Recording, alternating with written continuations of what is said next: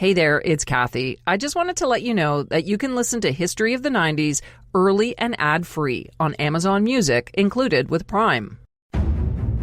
Many Canadians of a certain vintage remember exactly where they were when sprinter Ben Johnson shattered the 100-meter world record at the 1988 Seoul Olympics, becoming, for a short time, a Canadian hero.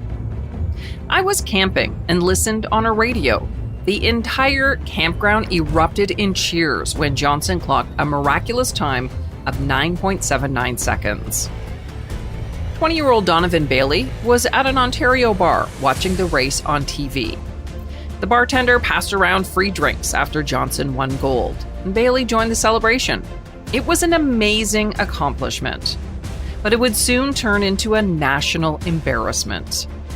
After the Olympic victory, Ben Johnson tested positive for muscle-building anabolic steroids and was stripped of his medal. The record-breaking time was erased from the books. It was devastating for Canada and for the sport of track and field.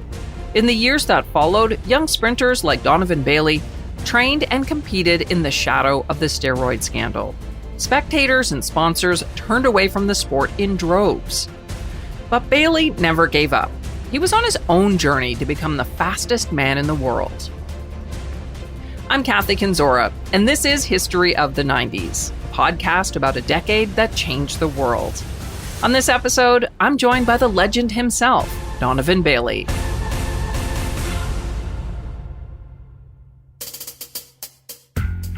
Donovan Bailey was born in Manchester, Jamaica in 1967.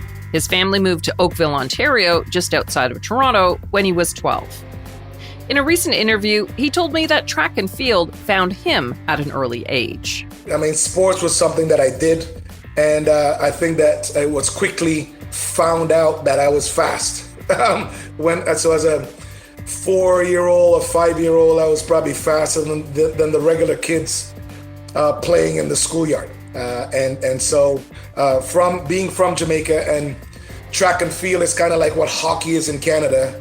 You know, every single kid in Jamaica starts with track and field. So no matter how tall you are, how short you are, what size you are, in the great thing about the sports of track and field is that you'll always find an event for someone to do. There's an event for every single person. So fortunately, sprinting was mine. Bailey competed on his high school track team, but surprisingly didn't take sprinting seriously until he was a little bit older. Basketball was his passion while attending Sheridan College in his hometown of Oakville. After graduating from college with a business diploma, he focused on building a small consulting company, and he was doing pretty well, driving around town in a new Porsche. Then in 1991, at the age of 23, he attended the National Track Championships in Montreal. As he watched the races, Bailey concluded he could run faster than anyone there. So he shifted his focus from business to track and began to seriously train as a runner. With his natural speed, Bailey quickly became competitive, but his form wasn't that great, and some coaches said he had a bad attitude. He was left off the Canadian teams for the 1991 Worlds and the 1992 Olympics in Barcelona. 2 years later, though, fate brought a man into Bailey's life who would help him turn things around. In 1994, while attending the World Championships in Stuttgart, Germany, Bailey met Dan Pfaff, a sprint specialist. He immediately recognized that Bailey had what it would take to become the world's best. Not only did he have the proper distribution of muscle mass, the balance between quadriceps and hamstrings, he had impossibly long legs. A Sports Illustrated article from 1996 described the sprinter this way. Bailey looks like he has been constructed from spare parts. He wears a size 46 jacket, but has a 28-inch waist and a 34-inch inseam. But according to his new coach, Dan Pfaff, Bailey was a bit of a mess from a biomechanical perspective. One foot splayed out 30 degrees, the other 25 degrees, and he dragged one leg when he ran. His head was back, he wasn't breathing, and his arms flailed. So Pfaff came up with a plan, and after 3 months of sprinting, lifting, and improving his diet, Bailey trimmed a third of a second from his time. And it was just the beginning of what the two men would accomplish together.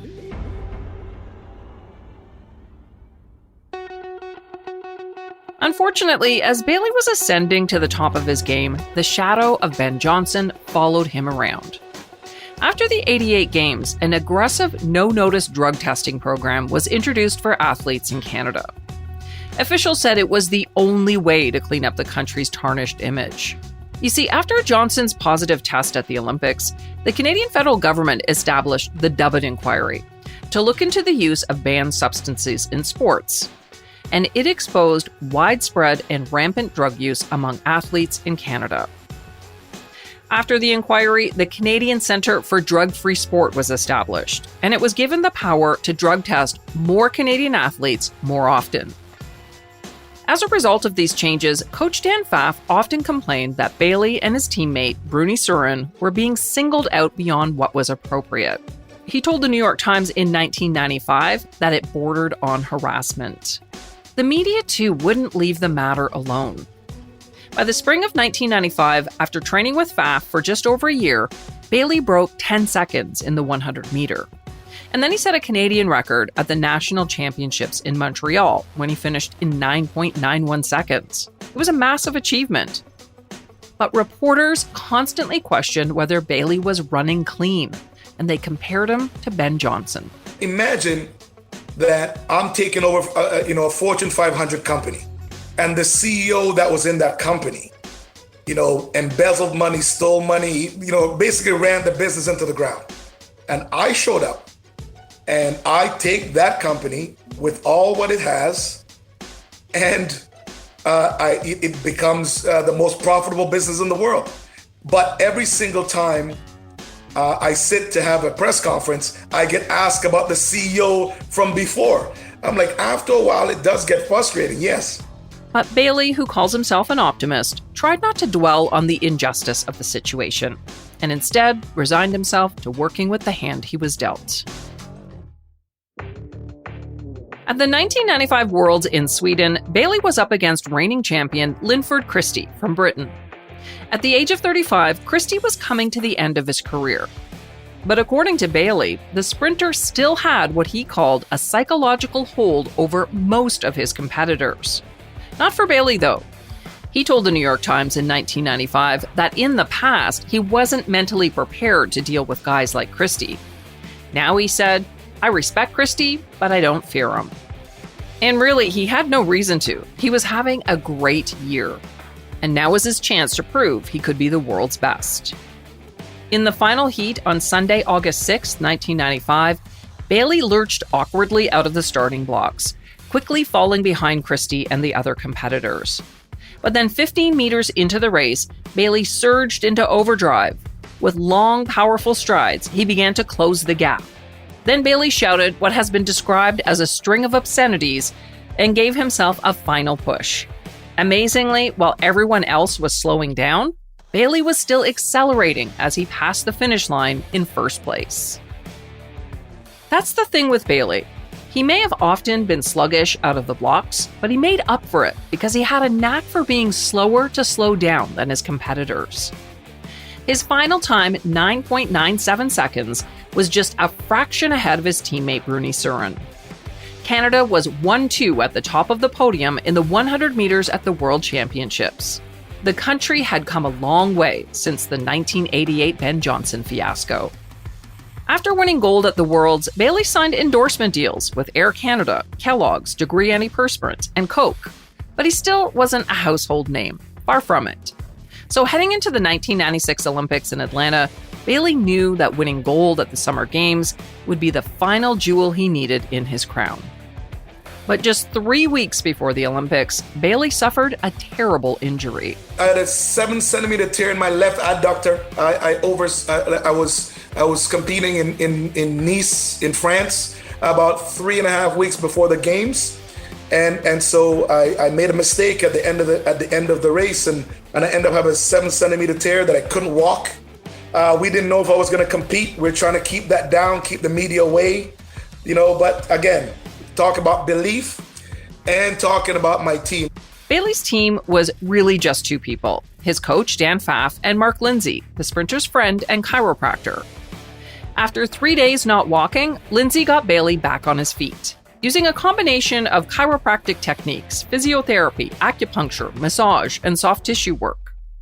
It's been called a Swiss Army knife approach, using a little bit of everything, and it's pretty common now in pro sports, but it really wasn't in 1996. Using this technique helped put Lindsay on the map. He's gone on to become a rehab specialist to the stars and has worked with a bunch of A-list athletes, including Tiger Woods, Connor McDavid, Peyton Manning, and Sidney Crosby. As for Donovan Bailey, his injury wasn't the only distraction heading into the games. A week and a half before his Olympic debut, Sports Illustrated published an article that caused quite a stir. The headline read, "Blast from the North, Donovan Bailey was unbeatable at the Worlds, but in Canada, he can't outrun the shadow of Ben Johnson." In the article, both Bailey and his teammate Bruni Surin noted that before Johnson tested positive for steroid use, he was referred to as a Canadian. After he was stripped of his medal, media and others began calling him a Jamaican Canadian or a Jamaican-born sprinter, with no mention of Canada at all. Overnight, Johnson went from Canadian hero to the butt of scorn and jokes. And the Sports Illustrated article said that both Bailey and Surin believed the reaction to Johnson may have had more to do with his race than steroids. It was a thought-provoking comment, for sure, but it was the next sentence that caused trouble for Bailey. He was quoted as saying, "Canada is as blatantly racist as the United States. We know it exists. People who don't appear to be Canadian, people of color, don't get the same treatment." First of all, I was asked if racism exists in Canada. And I said, yes, but it's not as blatantly racist as it is in the US. I mean, I left Oakville and I lived in Baton Rouge, Louisiana. So clearly what I was seeing in front of me, I'm like, oh my God, when you go to a place, you're in a town and there's a McDonald's that the Mexican people go to. There's a McDonald's that the black people go to, and there's a McDonald's that the white people go to. I'm thinking, I'm from Oakville. I just want a hamburger. I don't care who makes it or who serves it to me. So yes, I'm saying that's how simple that was. It was a simple question for me personally, and it's still a simple question to me today. So when the article came out, Bailey maintained that he said Canada isn't as racist as the US. The interview for the article had taken place 7 months earlier, and Michael Farber, the Montreal journalist who wrote it, initially stood by his work and said he took careful notes, but later on he admitted that he might have been incorrect. After the article came out, reporters wanting clarification swamped Bailey's agents with phone calls, who insisted the whole thing was blown out of proportion. Mark Block, one of Bailey's agents, said the sprinter would not be holding a news conference to address the matter. He was in seclusion at a secret training location near Austin, Texas, getting ready for the Atlanta Games. When Carol Ann Letheran, the head of the Canadian Olympic Committee, was asked about Bailey's comments at a news conference, she responded by saying, "We've certainly not discriminated against any of our athletes."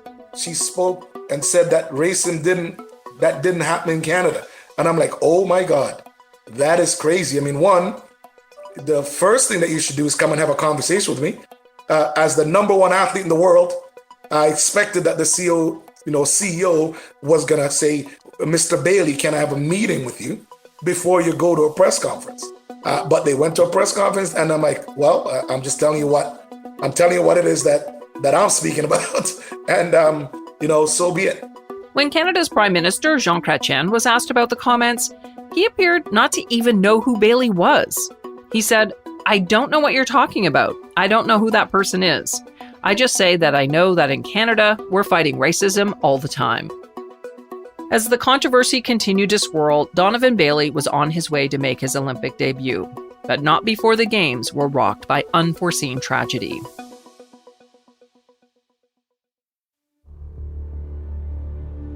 At any Summer Olympics, the men's 100-meter final is the marquee event and takes place halfway through the Games on what is known as Super Saturday.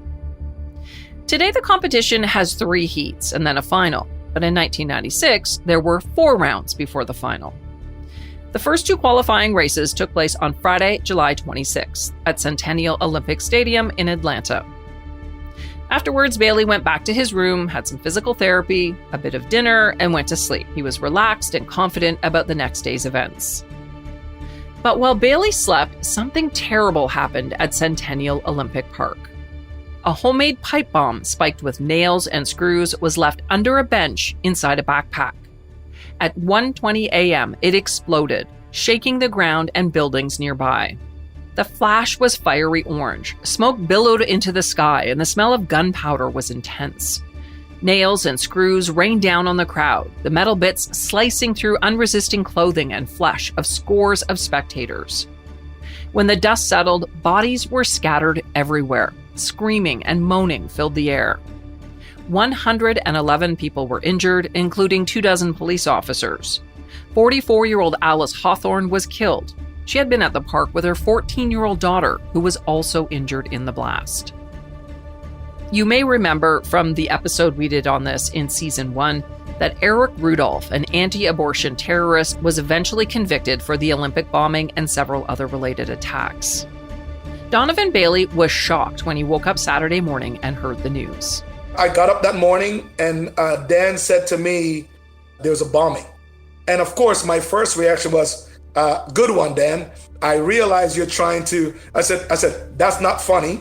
Good one. I said, if you really think that you're going to get me out of my zone, that's never going to happen. So I thought he was trying to see how focused I was. He looked at me and then he just walked over and he put the TV on and then just walked outside. And I'm like, oh my God, what happened? Did anyone get hurt? Like all of these things. And then of course, that's the first thought. And then the second was, oh no, they're gonna cancel the games. But later that day, Olympic officials announced that the games would go on, just as they did in 1972 when Palestinian terrorists killed 11 Israelis at the Munich Games. Centennial Park was closed as police investigated the crime scene, but all events would go ahead as scheduled, including the 100-meter final. Despite the chaos around him, Bailey says he was very relaxed and prepared to win heading into the final. 83,000 fans filled the stadium on Saturday night to watch the race, which was delayed by 10 minutes because of 3 false starts. 2 of them were blamed on reigning gold medalist Linford Christie. The British sprinter was disqualified, but then he appealed, so racers stood around awaiting the result, which eventually confirmed his removal from the event. Christie shook his head in disbelief as he was forced to watch from the sidelines. When the race finally started, Bailey, like always, was a bit slow out of the blocks, but then at 30 meters, he kicked it into high gear and began to accelerate, powering past the field in his final 10 strides. Crossing the finish line in 9.84 seconds. It was a blistering new world record. Donovan Bailey was the fastest man in the world. And you're probably picturing the moment Bailey realized it. It's an image burned into our collective memory. Donovan Bailey running, mouth wide open, looking up at the crowd with a mixture of shock and joy spread across his face. I knew I was going to win. I knew I'd won probably at about the 60-meter mark. So when I passed the line, I just looked back at the clock and I knew that I'd ran a personal best. So I wasn't really concerned about even the world record at the time because I had such a terrible first 30 meters. I actually didn't think I was going to run that fast. So that when I looked at the clock, I was just surprised at the time that I ran based on such an incredibly terrible first 30 meters. So that was my surprise. Namibia's Frank Fredericks took silver at 9.89 seconds, and bronze went to Addo Bolden of Trinidad and Tobago, who finished in 9.9 seconds. Together, the top 3 sprinters were the fastest medalists ever recorded at the Olympics. Bailey's teammate Bruni Surin, who had won silver at the World Championships, failed to make the finals after finishing 5th in his semi-final heat with a run of 10.13 seconds. But Donovan Bailey and Bruni Surin weren't done yet. The pair had another chance to win gold a week later when they ran in the 4x100 relay with fellow Canadians Glenroy Gilbert and Robert Esme. He was a late addition to the team, replacing Carlton Chambers, who was injured. The Canadian relay team was seen as underdogs, at least on paper. They weren't the fastest team out there, so the gold medal would depend on how well they executed the transitions. Media attention was mostly focused on the U.S. relay team, which had won 14 out of 18 previous 4x100 events. They had actually never lost a race that they had finished. They were disqualified a couple of times for dropping the baton, and they missed the boycotted 1980 event. Heading into the 1996 race, there was talk that track legend Carl Lewis, who had dominated the sports in the 1980s, would join the U.S. relay team at the Atlanta Games. Lewis was hoping to set a record by earning his 10th Olympic gold medal as part of the U.S. relay team, and he lobbied coaches through the media to allow him to run in the race. But at the last minute, they decided to leave him off the team. In the end, it probably didn't matter. The Canadian team, anchored by Donovan Bailey, barbecued their opponents, winning the race with a time of 37.69 seconds. It was just 0.29 seconds shy of the world record.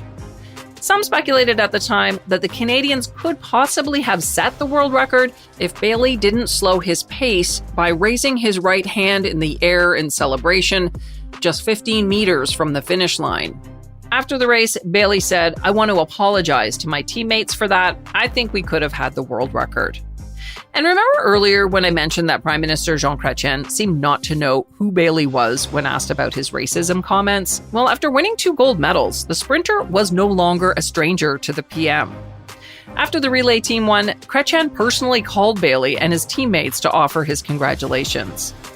He said, "Canada feels very good at this moment," adding, "I'm tempted to call an election." Bailey's performance at the Olympics had finally made him a household name in Canada. Once and for all, he laid to rest the shame of the Ben Johnson doping scandal. Donovan Bailey was the fastest man in the world, for everyone, it would seem, except one nation.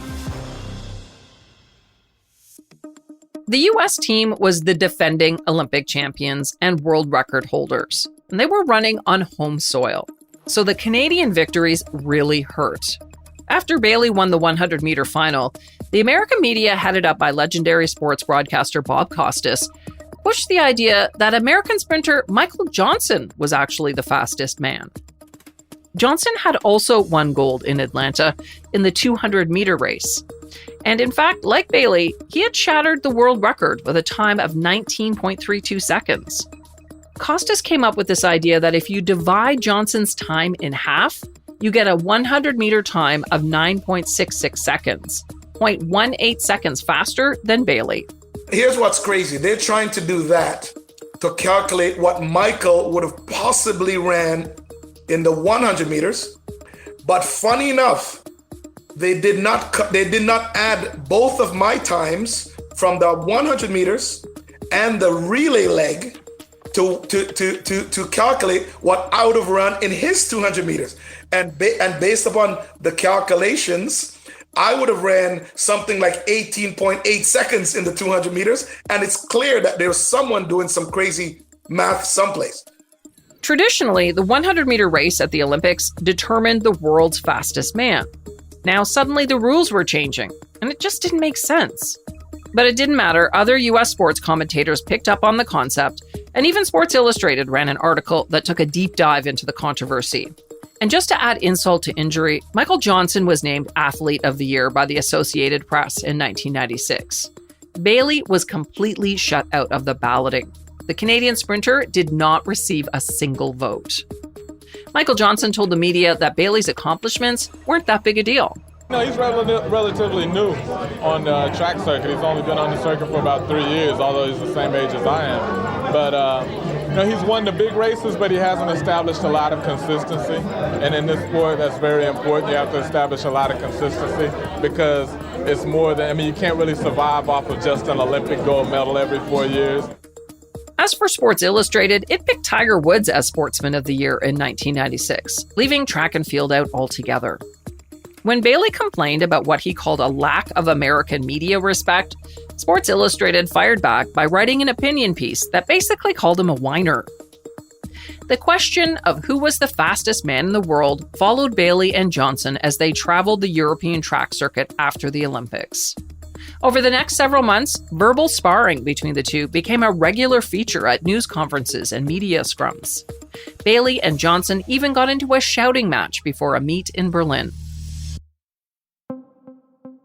Behind the scenes, though, the two sprinters were being courted by a slew of promoters who wanted to organize a fastest man competition to settle the dispute once and for all. Surprisingly, the company that landed the gig was Magellan Group, a small Ottawa company with little experience in sports or any big events for that matter. The deal paid Bailey and Johnson $500,000 each just for running, and the winner would receive another $1 million, which was a huge purse by track and field standards at the time. The event was called the 1-to-1 Challenge, and it would feature a 150-meter race. It wouldn't be sanctioned by the sports governing body, so the results wouldn't be official. It was set for June 1st, 1997 in Toronto at the Blue Jays' home stadium, which was still known at the time as Skydome. Both men were in attendance at a news conference the day the event was announced. I fear no one, and when we step on the track, it's war. I have nothing against Donovan personally, and I don't think he has anything against me personally, but I mean, when you get on the track, anyone out there is a rival and they're an enemy, and that's the way it is. The promoter, Magellan Group, was quickly in over its head. And while they were planning the event, they struggled to keep things from going off the rails. At one point, they had missed paying several bills, and the whole event was on the verge of being canceled. Then a Toronto real estate developer named Edwin Cogan bailed them out with $1 million investment. And their troubles weren't over. Just before the event, Donovan Bailey threatened to pull out over issues he had with the configuration of the track. The first 75 meters were on a curve, and the last 75 a straightaway. Bailey's coach, Dan Pfaff, said the track was drastically altered from what was agreed to in their contract. The radius was much tighter than promised, giving a huge advantage to Johnson in the race. Bailey told the Toronto Star at the time that the mismanagement of the event had taken its toll on him, but in the end, he decided to go ahead to run the race under duress. On June 1st, 1997, nearly 40,000 people filled Skydome to witness the showdown between the two track gladiators. But the 1-to-1 challenge was much more than a single 150-meter race. There were a number of other undercard track events, with a few exciting matchups, including Jackie Joyner-Kersee versus German rival Heike Drexler in the long jump. Plus, there was entertainment, including a performance by the Blues Brothers, and appearances by local celebrities like Marcus Camby, who was in his rookie season with the Raptors. 2.5 million people tuned into the 1-hour CBC broadcast for the main event. Tension was high as the two men made their way to the starting line. In the blocks and ready to go. Explosive Bailey popped from his starting blocks and passed Johnson in the first 50 meters. As they began to exit the 75-meter curve, Bailey was clearly ahead. Then suddenly, Johnson grabbed his left thigh, pulling up with an apparent leg injury. Looking over his shoulder, Bailey crossed the finish line alone in 14.99 seconds.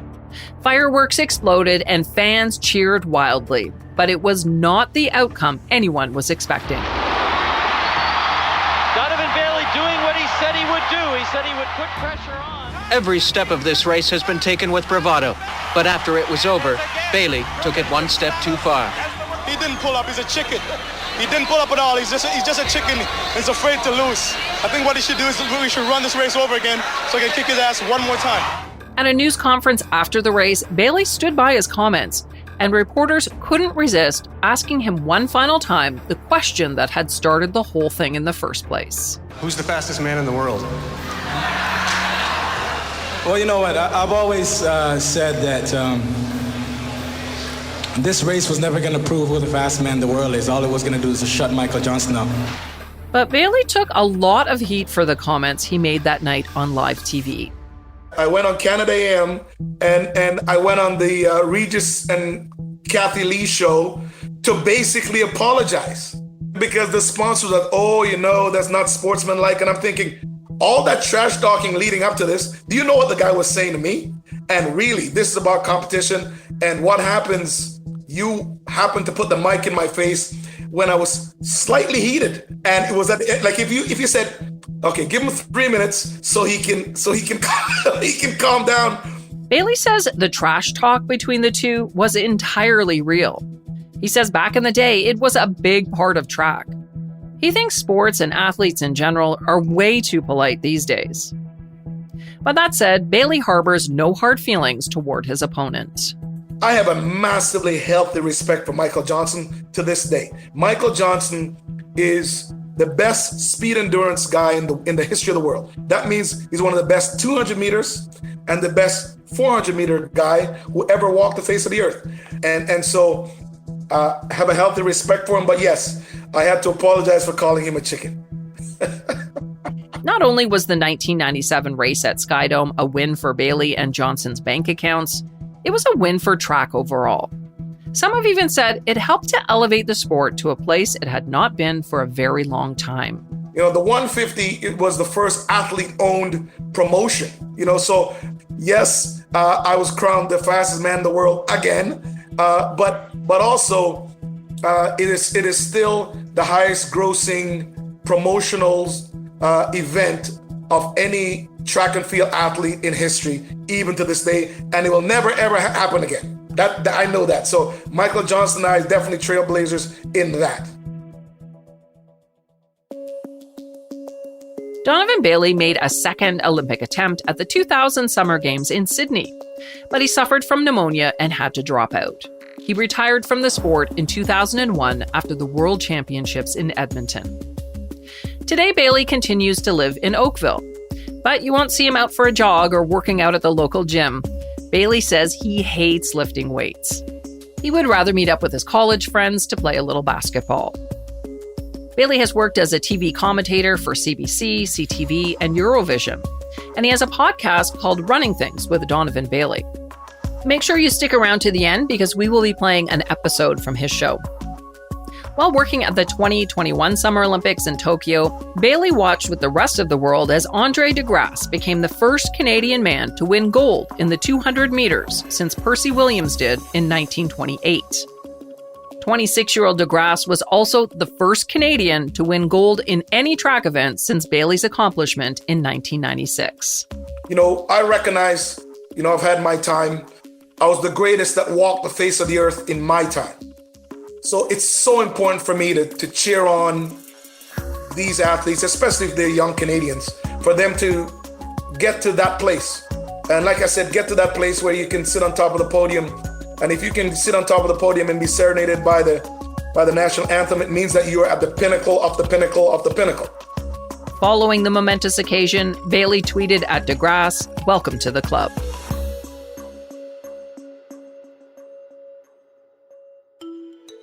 Thanks for joining me on this look back at the amazing career of a Canadian icon. And thanks to Donovan Bailey for taking the time to chat with me. Don't forget, stick around until after the credits to check out Donovan's podcast, Running Things. You can also find it anywhere you stream audio or take a look in the show notes for the link. The idea for this episode came from a few listeners, including David Alaverte, who reached out to me through Instagram. Thanks to him and everyone else who sends in ideas. If you have a topic suggestion, please let me know. You can reach me through social media. Just send me a message on Twitter or Facebook at 1990s History or on Instagram at That 90s Podcast. You can also send me an email at 90s@curiouscast.ca. That's 90s@curiouscast.ca. This episode was written and hosted by me, Kathy Kenzora. Our producer is Dila Velasquez, and sound design and final production is by Rob Johnston. See you next time for more history of the 90s. Middle of the sun, wide to the left. Brady looking the other way. Brady going deep down the right sideline for Evans. He makes the catch. He's in for the score.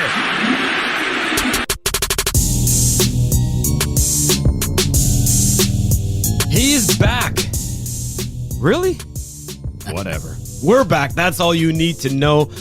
Donovan Bailey running things, Jason Portwando alongside DB, the living legend. And I don't mind when people change their mind, but this had to have been the shortest retirement in the history of sports. Tom Brady, make up your damn mind. That's all I got to say.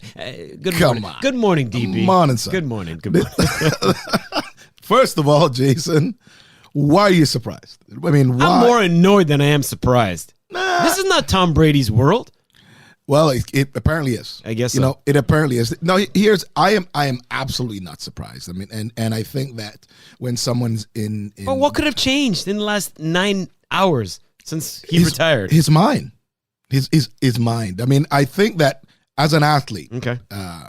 Tom Brady, yes, everyone keeps talking about his age, but understand that, one, he's been playing this kid's game his entire life. That's number one. Number two, he's healthy. There's no major injuries that he has, which is a reason why most athletes at the highest level, I retired because I was injured and I just physically couldn't do it anymore, but mentally I always knew I could.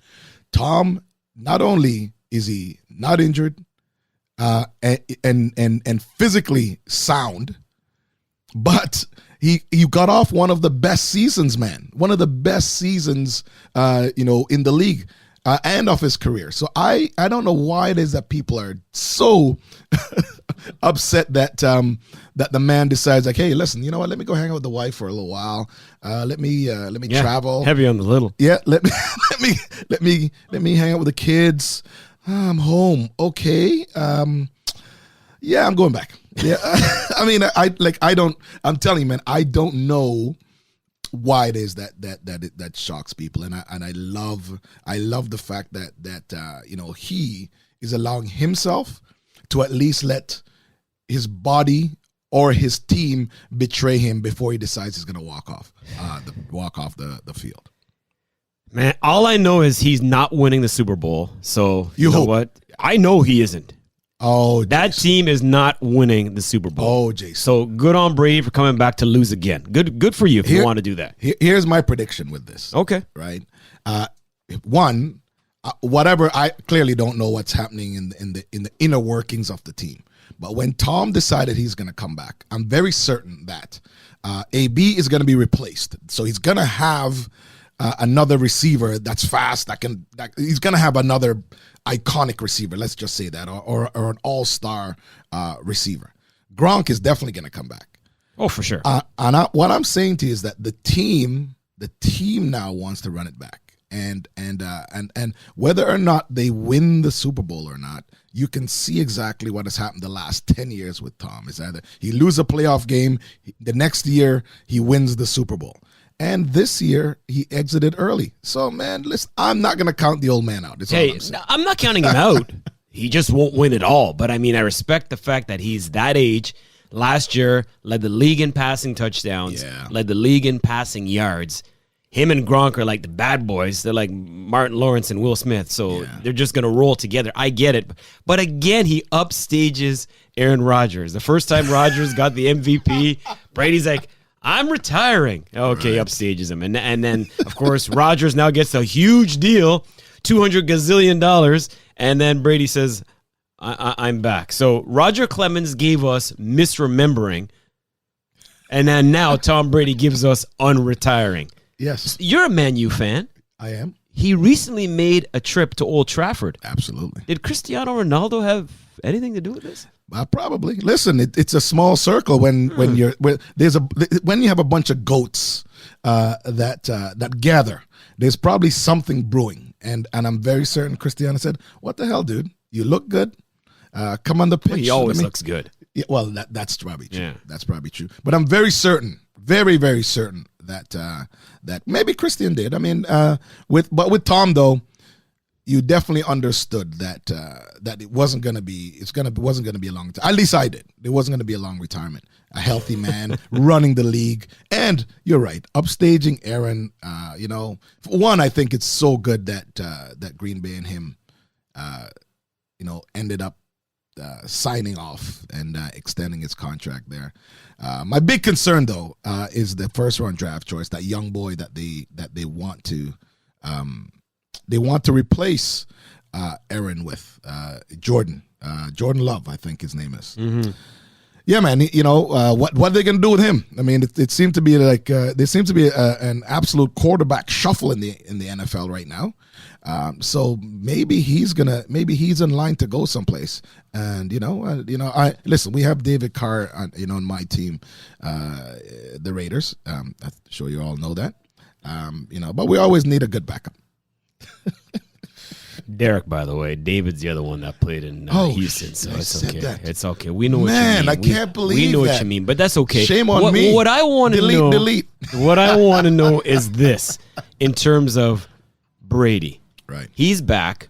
Off the top, we played you what we thought was his last touchdown pass to Mike Evans. Well, Mike Evans isn't the only one who's a little bit perturbed by Brady coming back in a sense. Man. How about the brother that paid over $500,000 for what he thought was Tom Brady's last touchdown pass? Now it's just another piece of leather.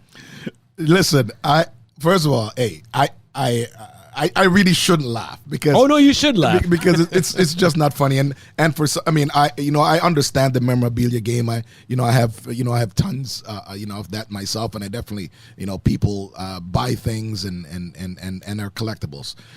Yes, for all of you getting Donovan Bailey memorabilia around the world, no, I'm not coming back, so don't worry about it.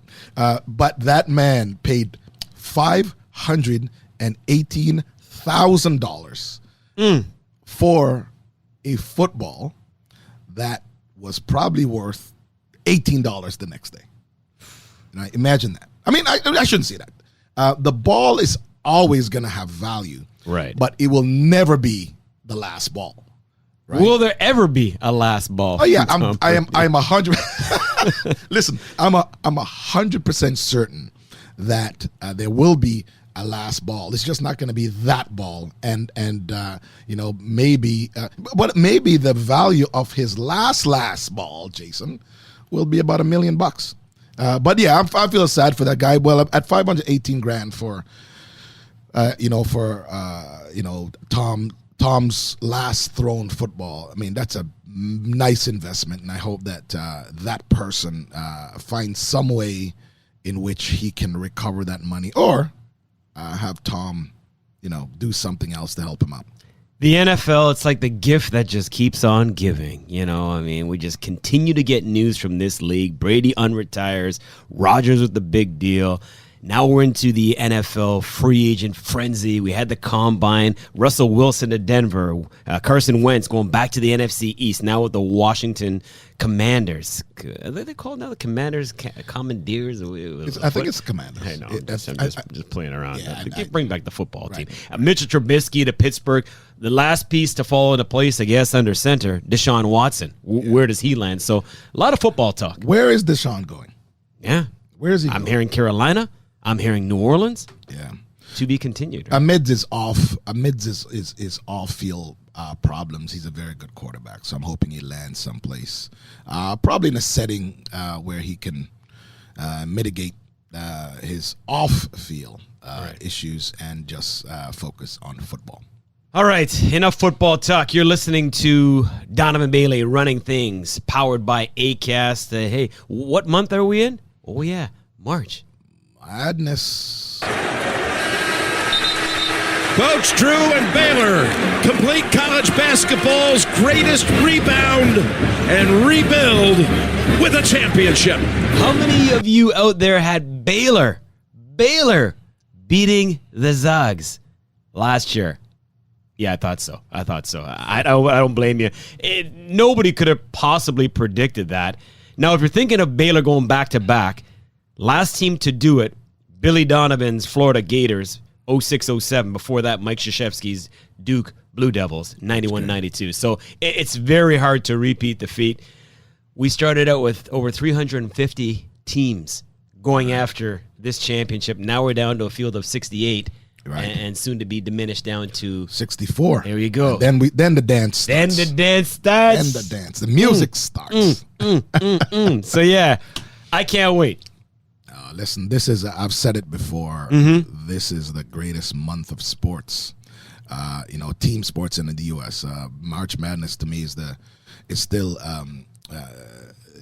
it's the greatest month where you will see men. You see boys turn to men. No, not the music. Just the.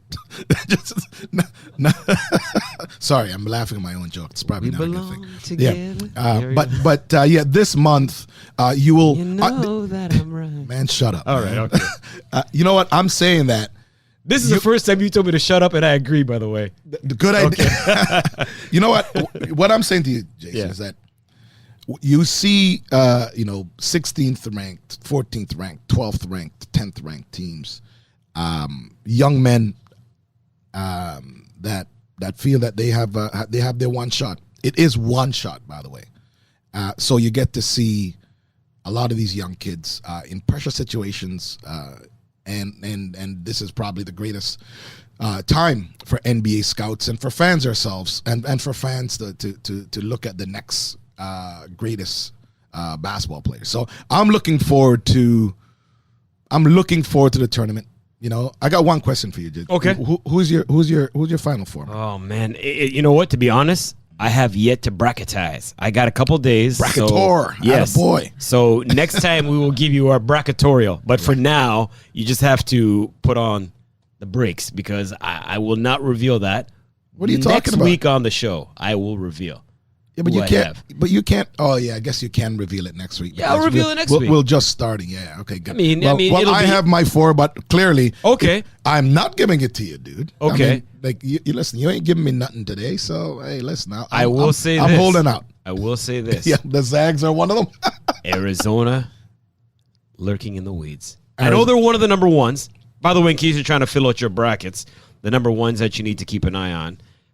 We're going to keep an eye on, obviously, the favorites, plus 350. Right. Gonzaga, they're not winning. Arizona's in the mix as a number one seed. Kansas, and the defending champions from Baylor. Yeah, that's going to be a big game. Arizona will be my pick to win it all. Really? Yes, but I will give you the remaining parts of the bracket next week. You gave me four just now. Those are just number ones. Oh, okay. Those are number one seeds. Right. But I am going with Arizona to win it all. That I can reveal. What? Who is your number one? I can't reveal. Okay. Yeah. All right. So you just gave me crap for not. Okay. No. So listen. It's one of those teams that you picked. I mean, I really think that the Zags is going to get back in and do it. Plus 350 for them. Yeah. Of course, we've got to talk money because that's what it's all about these days. Arizona plus 600, Kentucky plus 800, Kansas plus 900, Baylor at plus 1,200, the defending champions. Auburn, Duke not far behind at 1,400. How sweet would that be if Mike Krzyzewski pulled this off? It's not going to happen, but it's nice to think about. Listen, Coach K is one of the greatest coaches that ever walked. One of the greatest coaches that ever coached the NCAA, and certainly one of the greatest men to coach men to be men. So I'm a big fan of that, and it would be good for him to. I mean, yes, as you said, it's probably not going to happen, but it would be good to give him a good send off with the championships. 64 turns into 32. Which gives you the Sweet 16, the Elite 8, the Final Four, then the top 2. It'll happen fast. I know it seems like it's a long time, but it is ferocious. It's a frenzy. It is a lot of fun. That's why I tell the kids, I said, this is what I binge watch. If there's a binge watching thing that I ever do, yes. it is NCAA basketball. I'll be up with toothpicks in my eyelids saying, no, I'm not missing this game. So yeah, I mean, this is something that me and my friends have. I've attended several times, but yeah, the fact that I cannot attend, we will definitely have a watch party for all the games. And speaking of wagering, quickly, forgot to mention this off the top. Right before Brady's announcement of coming back, there were 2 significant wagers made in Las Vegas on the Tampa Bay Buccaneers. Really? Yeah. Just, somewhat appropriately enough, those wagers were made before the announcement. So, yeah. Oh, really? Yeah. Okay. Well, I mean, I'm now very pissed off now, Jason, because So it wasn't you. I didn't get a call. I was trying to. Dude, I didn't get a call. I was trying to fish it out of you to see if it was you. Dude, you'd have gotten a call too if I'd say, hey, put the bank on that. I think the old man's coming back. Speaking of the old man coming back, that's a nice little segue to some golf with Tiger Woods. I mean, golf is just not the same without the legendary one. His 82 PGA Tour victories, his 15 majors, his, 8 back surgeries or whatever, 8 different surgeries he's had, the poor guy. But anyways, this was a big-time slam dunk. It's now official. And what a way for him to walk through those hallowed doors of the Hall of Fame with his 14-year-old daughter, Sam, giving him the introduction speech there. That was a thing of beauty. Jason, I tell you, this is his gold medal, I guess we could say. We all know, well, if you didn't, welcome to the world. We all know that Tiger was a first-round ballot Hall of Famer. And, I had the opportunity to to celebrate my walk, Canada's Walk of Fame with my son Mateus, and I think that the like having Tiger and having his daughter, his oldest child, give him away or whatever. That's a cool way of putting it. Yeah, but I'm saying that there's no better celebration. There's no way to celebrate anything in life better than with your family. And Tiger, obviously it's we know his golf is top shelf, but this is just really good to see a man and his child celebrating together and also celebrating in front of the world. I think that Tiger's you guys all know that I'm a huge Tiger fan, and I know that he just got inducted in the Hall of Fame, which was a given. But selfishly, I want him hoping that his back and his leg, get better, so we can actually see him on the links. Sometime in 2022.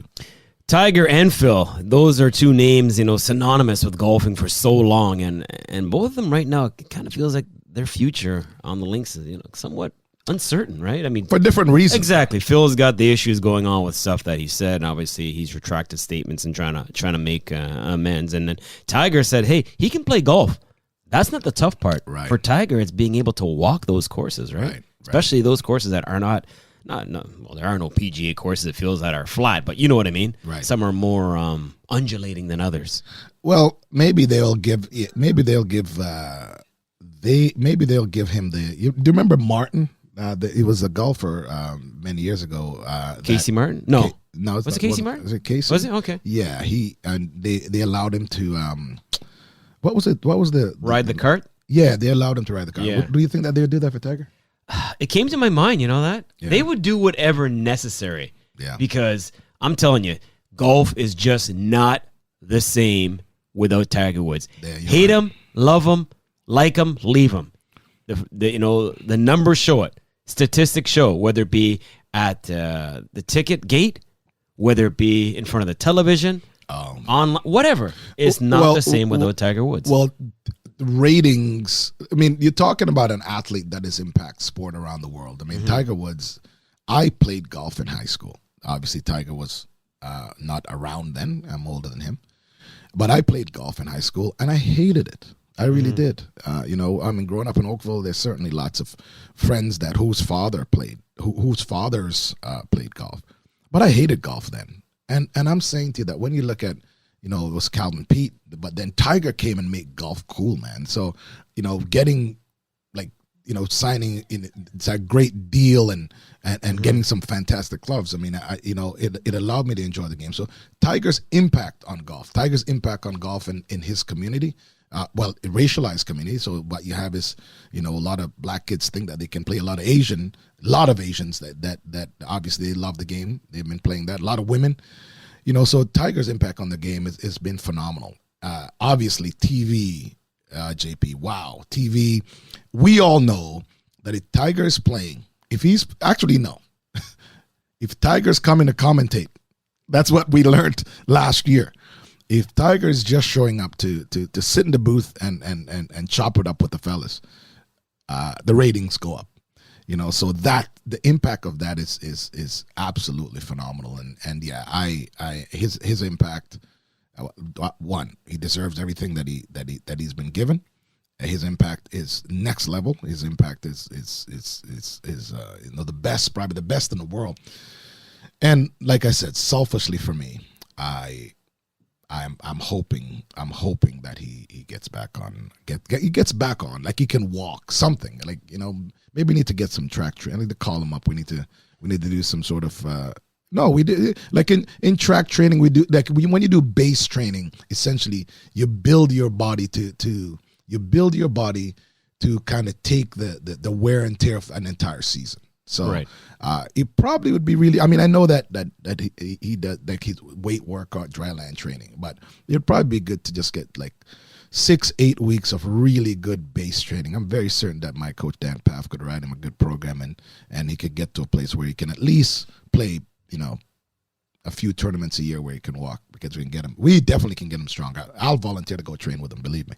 I'm glad you brought up the race part of things with Tiger, because obviously he was the first player of Black and Asian heritage to win a major, and that was at the Masters in '97. But part of his speech, he spoke of facing discrimination as a young golfer, and he told a story about going to a country club to play at a tournament, and he wasn't allowed inside the clubhouse like the other juniors. Right. Why? Well, because of the color of his skin. Right. So Tiger said, quote, "So I was denied access into the clubhouses. That's fine. Put my shoes on here in the parking lot," he said. Mm-hmm. "I was asking only 2 questions," he said. You know what those 2 questions were? Where is the first tee, and what's the course record? Yes, sir. That was, geez. Listen. If that doesn't move the needle, nothing will. Well, let me tell you something. My father always told me the greatest way to get back at somebody is to be successul. And 100%. And I'm Jason. I mean, you know how it's like with your parents, man, and my parents, and that's part of maybe it's the West Indian background then, where they kind of go, "What? Okay, yes, man, deal with them, right?" And to me, like listening to that story, I mean, certainly I'm writing a book, so I'm certainly gonna share a few of these stories also, where you kind of go, okay, you're denying me, right? So you don't want me to be here. Oh, wait, no. What, do you really think that I'm just here to, play a silly game or to be a participant? No, I'm about to do some things. So, I love that story resonates. Oh. I'm very certain with probably every kid, every Black kid, that story resonates with millions of people. And that him telling that story definitely puts it puts a marker on how incredible this man is today, showing up as a kid, and also been prepared with his father preparing him to let him understand that if he showed up, there's no time to cry, man. Let's you won't let me in? No problem. You'll hear all about me. All 18 holes later, you'll hear all about me. Thank you, and have a good day. 100%. Turn that frustration into motivation. Well, and he's opened so many doors for other golfers. I mean, even ladies for the longest time weren't allowed in certain courses. It's ridiculous, but obviously, finally, we're getting past that point. But speaking of Black golfers, Harold Varner III was in it for a little bit there at the Players' Championship, the richest purse in golf, $20 million. But in the end, it's the Australian Cameron Smith who gets the $3.6 million top prize, second win on the tour this year, 5th overall for him. And my goodness, he was just solid, DB. I mean, his putting, he had 9 one-putts, I think they said on the back. He was just unbelievable. Made a bad mistake, as opposed to a good mistake, a bad decision in terms of, club choice. Put it in the water on 18, still able to secure it by one stroke. Yeah, listen, what's great is that it's the middle of winter here, and we're starting out watching great golf at this time of year. So I was very, very happy for that. Although when I did speak to you, Jason, I said, man, I can't believe that this was upstaged by Tom. Yeah. Oh, yeah. Did he play too? But you know what? He can play. Well, I don't know if he can. Well, did you remember when he played? Yeah. Yeah, and he had that foursome. It was like him and Phil against DeChambeau? Peyton? No, it was Peyton and somebody else.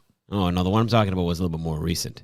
Okay, well, but anyways, whatever. Yeah, but anyways, great. Listen, it's he can play though. Just I should hope so. You are any natural athlete picking up a pair of clubs. I mean, everyone can play golf.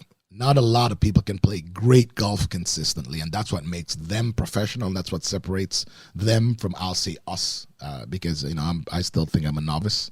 But yeah, I'm very certain that Tom picking up clubs if he can't play real well the first game, it is very easy for him to get it together and come back and naturally hit that ball and become a better golfer. So the one I was referring to was at Big Sky in Montana. It was the match.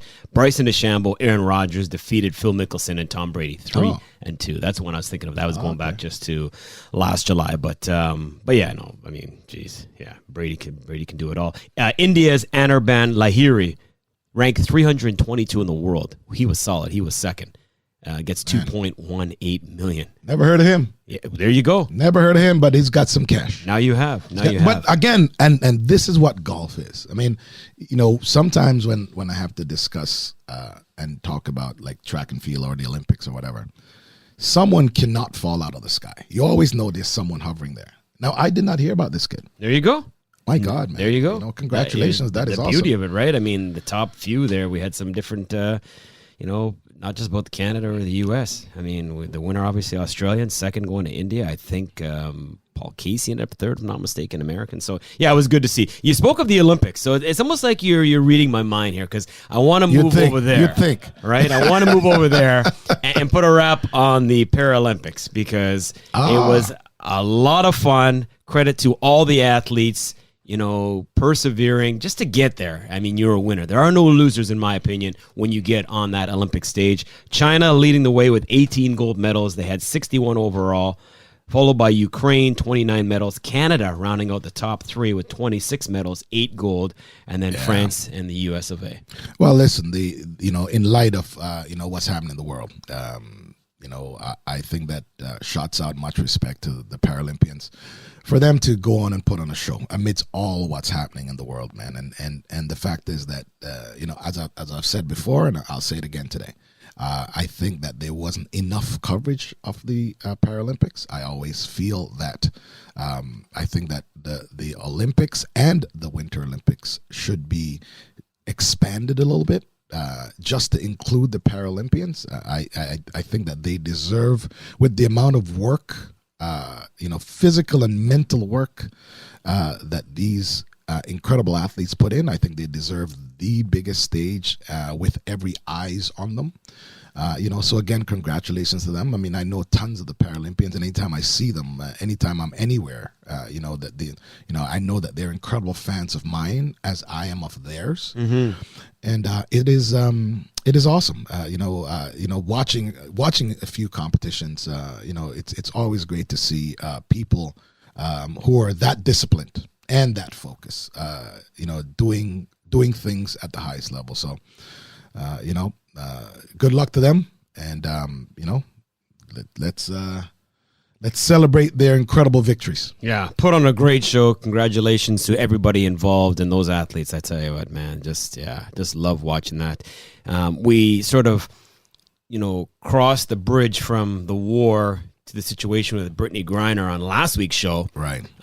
Efforts still happening in terms of trying to get her out of Russia. More and more people talking about it. More and more people becoming aware of the situation. Yeah. Unfortunately, as of when we're doing this show, no result yet. We talked about it last week, and obviously we'll just touch on it a little bit. I mean, what I'm liking is the fact that the WNBA and the NBA is making moves and obviously has joined the efforts to ensure that this basketball player is returned to her family safe and sound. The unfortunate thing, Jason, as we talked about last week, is that she's now a political pawn, unfortunately, and she has, with things going on and countries negotiating. I'm just saying to you that at the highest level you've got a president. There's a war going on. There's a war. I mean, I'm just trying to figure out the politically correct way that team's saying. There's a war going on. She's a pawn. I think that everyone wants this to. I mean, I think that most people in the world would like to see this war come to an end, and more importantly, stop the killing of civilians, or innocent people, and I think Brittany's family would like, I'm sure, to see her return safe and sound so she can come spend time with them and get back to being a family person and playing the game that she loves. Jason Portwando alongside Donovan Bailey. This is Donovan Bailey running things, powered by ACAST from inside our Toronto Mike studios. Football has the 2-minute warning. You being a track guy, let's run the anchor leg. We're going to wrap things up with a little bit of a blitz here. And on the weekend, we got the World Indoors. You going Coleman, the defending champion? Or you going Jacobs, the defending outdoor champion? Who you got?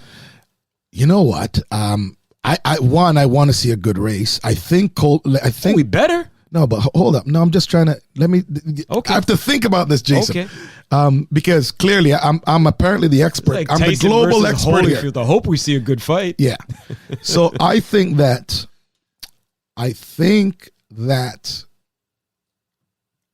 Jacobs has a slight edge. Okay. Right? Coleman is the world record holder for the 60. But I mean, he's been out for a while. I saw some race rust, but the good thing about Coleman, though, he's fearless. So, I mean, if you put your money on Coleman winning, that's an actual good bet. The issue is that Jacobs is just a bigger guy. So if I always look at front foot, if Coleman gets out and he essentially drops his front foot faster than Marcel, then Coleman's gonna. I don't think that Jacobs has the bandwidth yet to run him down at 60 meters. He can do it at 100, but I don't know if he can do it at 60. I got to tell you though, if Su Bintang from China is competing, I think that he has an outside chance of winning. Okay. Yeah. All right. So good races. So that's my 3 almost winners. Right. Nobody rides the fence like Donovan Bailey. All right. Dude, listen, I gave you what I think. I mean, I don't know who I'm going to put my money on, but I'm sure we're all going to be watching. Friday to Sunday. Looking forward to it through March 18, 19, 20. That's going to be a lot of fun in Belgrade, Serbia. Also looking forward to the ladies 400 and that women's 400 meter. We're going to look at the double Olympic champion, Shawnee Miller-Weibo. Yeah. Femke Bol. That's a matchup there. So we will talk a lot more track and field coming up on the next edition of the show. But for now, we move on to soccer. You said you're a Man U fan, right? Yeah. We've got 4 teams that have already moved on to the quarters. Bayern, Liverpool, Man City, Real Madrid. That Madrid game, that was, my goodness, that was a crazy match versus PSG. PSG fans just lacing their team on social media and then going and like putting graffiti all over their their lockers. That's what you do. I know, they're very passionate, and it's the way they lost. They were up 1-0 and Benzema went crazy. But I'm saying anyone in North America that doesn't really understand what loyalty and passion is. You should actually lend an ear or look at and observe how it is that fans are in the Premiership. Just look at them. Just put it this way: you can't even sit with the opposing team in terms of fans. You can't. There's a supporter section. If you're not like here. If you're related, you can't. If you're father and son and you support different teams, you might not be allowed in the house. And it is for real. I mean, when you the support, the generational support, the intense generational support is fantastic. Yes, I'm a Man U fan, but it is what it is. This weekend we'll have the quarterfinal and semifinal draws. Looking forward to that. So those 4 teams are through. Chelsea pretty much through versus Lille unless something weird happens. But the other 3 matches, Villarreal, Juve, Benfica, Ajax, Atletico, Man U, all up for grabs. The final thing, baseball's back. The Players Union and the owners agreeing on a new 5-year deal some 99 days later in terms of the lockout. So April 7th, play ball, a full 162 games. Trades are underway, free agent movement, blah, blah, blah, blah, blah. How excited are you? Are you a baseball fan? Am I a baseball fan? I like to play baseball, funny enough. Can you hit a baseball? I can absolutely hit a baseball. I think that I would have made it to the league if I actually played baseball I played We know cricket. one thing, they wouldn't have to give you the steal sign. Oh, no, man. he's already Imagine gone. that. He's standing on second. Imagine that. Imagine that in the park home run, like every game. How many times would you steal home? every time. No, I no. There's a bloop single in the center field, and he's on third. I love baseball. My problem with baseball was that I was such an energetic kid that I couldn't really stand there. So I wanted to be playing. Like, so even now when I go to a game, right. I don't want to sit in the stands. I want to be up in the box where I'm doing things. Where I'll go to a baseball game to actually have a meeting, Jason, because I like to be active. I like lots of stuff going on. So I love the game. I'm supportive of the game, but 5 hours, man. 4 or 5 Not that bad. Come on. Okay. Golfing because I'm always doing something. Right. But no, golfing because I'm always doing something. That's fine. And I'm hitting the ball and also usually I'm having a good laugh with the fellas or having a cerebral conversation. But yeah, baseball. I love to go to the games with a bunch of people and I'm usually in the box. I'll certainly go down, and wave to fans and so forth. But but I like to be up in the box when the game's going on. Yeah, the only problem with baseball, in my opinion, this season is too damn long. You got double of hockey, double of basketball, 162 games. It's a lot of games. Yeah, it's the only sport where you could lose 10 in a row and still win your division. Pretty much any other sport. Right. Imagine losing your first 10 games in football, you're done. If you lose the first 2 in football, they're already talking about, can you make the playoffs? Yeah, imagine having 25 games in a football season. That's more important. Imagine that. The wear and tear, they couldn't do it. Oh, you'd die. They couldn't do it. You'd die, man. Oh, man. These men would be dead. We will take Donovan out to the ball game one of these weeks here on the program, but for now, we are done. A reminder to please follow, like, share, subscribe, be a part of this podcast throughout any means possible. Social media, your various podcast providers. Just look us up, tune us in, and turn us up. Yeah. Until next week, Jason Portwando, Donovan Bailey saying thanks for the company.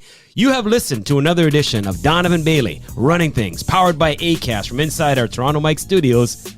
We'll see you next week. See you next week. Be safe. Peace out.